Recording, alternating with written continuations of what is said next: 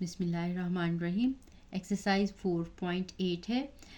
इसमें हमने सॉल्व करना है सिस्टम ऑफ साइमल्टेनियस इक्वेशंस को, यानी हमारे पास 2 इक्वेशंस दी हुई हैं और हमने इनमें से 2 वेरिएबल की यानी एक्स और वाई की वैल्यू फाइंड आउट करनी है।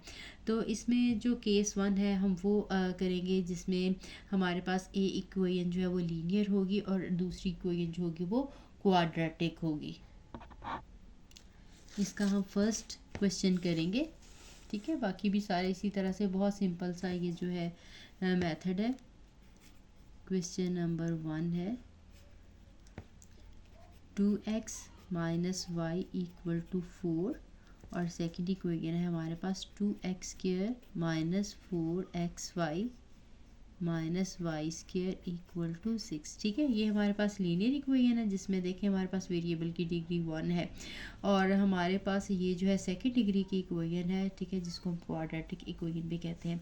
तो आपने क्या करना है, जो हमारे पास लीनियर इक्वेशन है यहाँ से हमने वैल्यू निकालनी है और क्वाड्रेटिक इक्वेशन में सब्स्टिट्यूट करनी है, यानी सेकंड डिग्री की इक्वेशन में सब्स्टिट्यूट करनी है, ठीक है। ये 2 वेरिएबल्स में इक्वेशन है दोनों, ये भी एक्स और वाई है, इसमें भी एक्स और वाई है।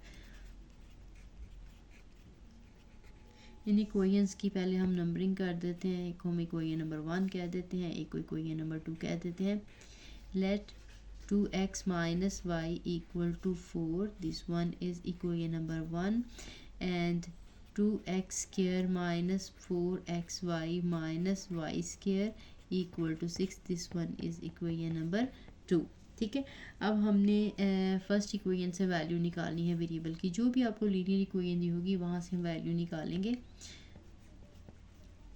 फ्रॉम 1। अब चाहे तो इसमें से x की वैल्यू निकालें, चाहे इसमें से y की वैल्यू निकाल लें, लेकिन हमारे लिए y की वैल्यू जो है वो फाइंड आउट करनी आसान है, ठीक है, क्योंकि y हम साइड पे ले जाएंगे, 4 इस साइड पे ले आएंगे, तो हमारे लिए y की वैल्यू जो है वो आसानी से निकल आएगी। लेकिन अगर हमने x की वैल्यू निकालनी होगी तो हमें 2 से भी डिवाइड करना पड़ेगा, वो फ्रैक्शन में हमारे पास वैल्यू आ जाएगी। थोड़ा सा सिंप्लीफाई करना थोड़ा सा मुश्किल हो जाएगा, यानी थोड़ा सा लंबा हो जाएगा, मुश्किल तो खैर सच नहीं। y की वैल्यू लेकिन हम निकालेंगे तो ज़रा सीधा सा क्वेश्चन ज़्यादा आसान हो जाएगा, ठीक है। तो इसमें से हमने y की वैल्यू निकालनी है, तो यहाँ से y हम इस साइड पे ले जाते हैं, 2x और 4 इस साइड पे, -4 इक्वल टू y, ठीक है। ये वैल्यू आ गई, इसको हम 3 कह लेते हैं और अब हम इसको पुट करेंगे इक्वेशन नंबर 2 में। पुटिंग क्या लें या सब्स्टिट्यूटिंग क्या लें?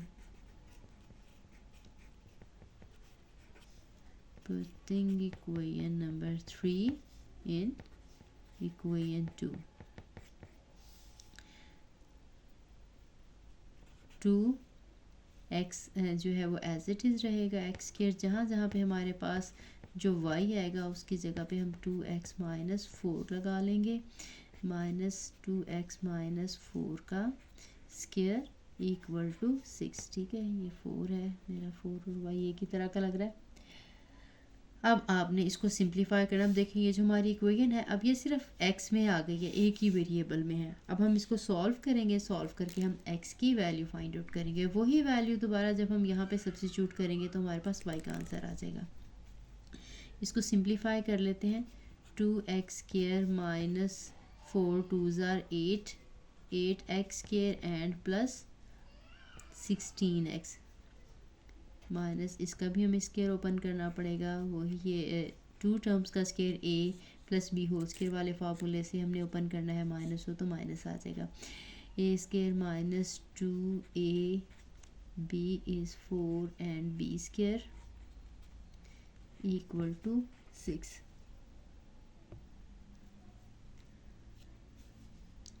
2x square minus 8x square plus 16x minus ये 4x स्क्वायर हो जाएगा और ये भी 16x हो जाएगा और ये भी 16 और इक्वल टू 6, ये -6 इक्वल टू 0, ये भी हम लेफ़्ट साइड पे ले आते हैं, ठीक है। इसको मज़ीद सिंप्लीफाई करेंगे। अब इस माइनस की वजह से अंदर वाले जो है सिम्बल्स चेंज होंगे। 2x स्क्वायर माइनस, इनको सिंप्लीफाई कर सकते थे या एट अ टाइम ही इकट्ठे सारे कर लेते हैं, 8x square plus 16x minus 4x² plus 16x minus 16 minus 6 equal to 0। अब देखें x² वाली हमारे पास ये टर्म्स हैं 1 2 एंड 3। इनको हम 2 माइनस 8 माइनस 4 करेंगे, ये हमारे पास -12 और ये माइनस हमारे पास 10 आ जाएगा, -10x², क्योंकि इन दोनों को हम ऐड करेंगे और इसमें से 2 सब्ट्रैक्ट करेंगे। अब x वाली टर्म हमारे पास ये 16 और ये 16 है, तो ये 32x हो जाएगा, और कांस्टेंट टर्म हमारे पास यही है और ये आ जाएगा 22। लेकिन ये दोनों जो है नेगेटिव टर्म्स हैं, इसलिए ये -22 आ जाएगा। इसमें से जो है हम 2 कॉमन ले लेते हैं, -2 कॉमन ले लेते हैं ताकि हमारी इक्वेशन थोड़ी सी सिंपल हो जाए। तो -2 इसमें से कॉमन ले लेंगे तो ये आ जाएगा 5x² minus 16x and plus 11 equal to 0। ठीक है, इस इक्वेशन को डिवाइड कर देंगे बोथ साइड पे -2 के साथ, dividing by -2 on both sides. इस साइड पे भी -2, इस साइड पे भी -2, इस साइड से -2 जो है ये कैंसिल हो जाएगा। एक स्टेप में लिखना है तो आप लिख दें -2, या जस्ट आपने लिख दिया स्टेटमेंट में तो तब भी काफ़ी है, प्लस 11 इक्वल टू 0। इधर भी -2 के साथ डिवाइड किया है और इस साइड पे भी -2 के साथ डिवाइड किया है, तो हमारे पास इक्वेशन आ जाएगी 5x² minus 16x plus 11 equal to 0। अब ये हमारे पास जो है वो क्वाड्रेटिक इक्वेशन बन गई है। अब इसको चाहें तो आप क्वाड्रेटिक फार्मूला से सॉल्व कर लें, या आपकी मर्ज़ी है, इसके अगर पेयर्स बनते हैं तो पेयर्स बना के भी इसके किया जा सकता है।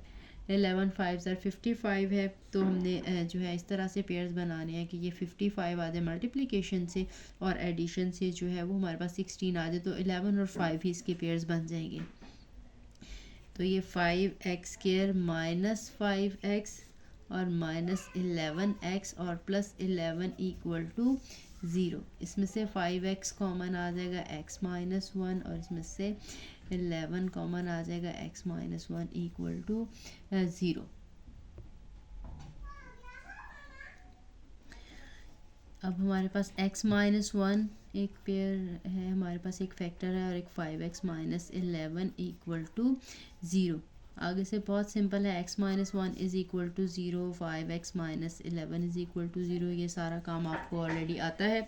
यहाँ से x की वैल्यू आ जाएगी 1 और यहाँ से x की वैल्यू आ जाएगी 11/5। ठीक है, क्योंकि हम 11 को इस साइड पे लेके जाएंगे, फिर 5 के साथ डिवाइड करेंगे। अब हमारे पास x की दोनों वैल्यूज़ आ चुकी हैं, अब हमने y की वैल्यू निकालनी है, तो ये हम दोनों इक्वेशन नंबर 1 में सब्स्टिट्यूट करेंगे।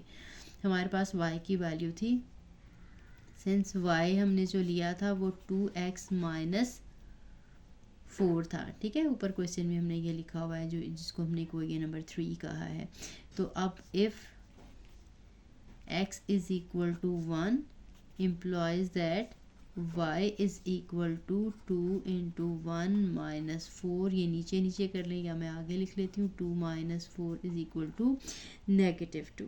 ठीक है, अगर x की वैल्यू 1 हो तो y की वैल्यू है हमारे पास -2 आ जाती है। And if x is equal to 11/5 implies that y is equal to 2 into 11/5 -4, यानी ये आ जाएगा 22/5 -4। एलसीएम इसका लेना पड़ेगा, 5 22 -20, तो ये हमारे पास वैल्यू आ जाएगी 2/5। ठीक है, अब जब आपने इन साइमल्टेनियस इक्वेशन का सॉल्यूशन सेट लिखना है तो आपने बहुत ध्यान से लिखना है। ठीक है, ये सॉल्यूशन सेट है। अब हमारे पास हमने ये वाला जो है ब्रैकेट ये भी लगानी है। ठीक है, ये सॉल्यूशन सेट के लिए है, और इसमें जो आंसर्स आएंगे वो ऑर्डर्ड पेयर की फॉर्म में आएंगे, जिसमें पहली वैल्यू x की होगी और उसी के कॉरस्पॉन्डिंग y की वैल्यू होगी। अब हमारे पास अगर x की वैल्यू 1 थी तो y का हमारा आंसर निकला है -2। इसी तरह से अगर x की वैल्यू हमारे पास 11/5 थी तो y का आंसर जो है वो 2/5 आया है। ठीक है, आपने ये ब्रैकेट पे लगानी है और ये वाली ब्रैकेट। ठीक है, इनमें ये कर सकते हैं कि ये ऑर्डर्ड पेयर बाद में लिख लें, ये वाला ऑर्डर्ड पेयर पहले लिख लें, लेकिन इनकी वैल्यूज़ हम इंटरचेंज नहीं कर सकते। पहले हमेशा आपने x की वैल्यू लगानी है और बाद में आपने हमेशा y की वैल्यू लगानी है। ठीक है, और दूसरा साथ में ये भी ख्याल रखना है कि 1 के कॉरस्पॉन्डिंग जो वैल्यू है वही आपने इसके साथ पेयर में लगानी है। अब ये x की इसके कॉरस्पॉन्डिंग y की वैल्यू जो वो 2/5 है, तो इन दोनों का ऑर्डर्ड पेयर बनेगा और इन दोनों का ऑर्डर्ड पेयर बनेगा। ठीक है, आई होप आपको समझ आ गई होगी। अगर कोई कन्फ्यूजन रह गई हो तो वो मुझे ज़रूर बता दें। अगर किसी ने चैनल को सब्सक्राइब नहीं किया तो वो ज़रूर करें, और वीडियो अच्छी लगी हो तो लाइक ज़रूर कमेंट करें और कमेंट ज़रूर करें। बहुत शुक्रिया।